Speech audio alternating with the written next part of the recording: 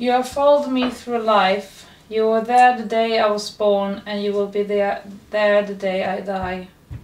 You have always been there, even though I do not know about your existence. You share my joy and you share my grief.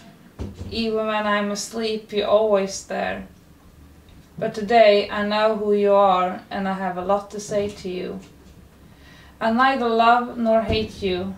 I have often wished that you disappeared from my life, but I can't, because I would lose a big part of myself if you were gone. There are few times that I feel I have no real use of you, but I thank you for the knowledge you've given me.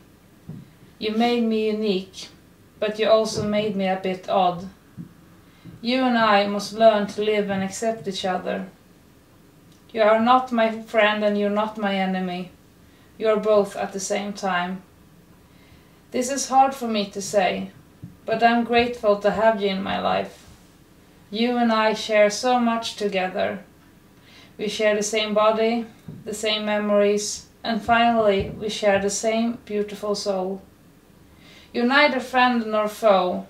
My feelings can't fully express what I feel for you. You will always be there with me, whether I like it or not. But I thank you, my friend and foe. Thank you so very much.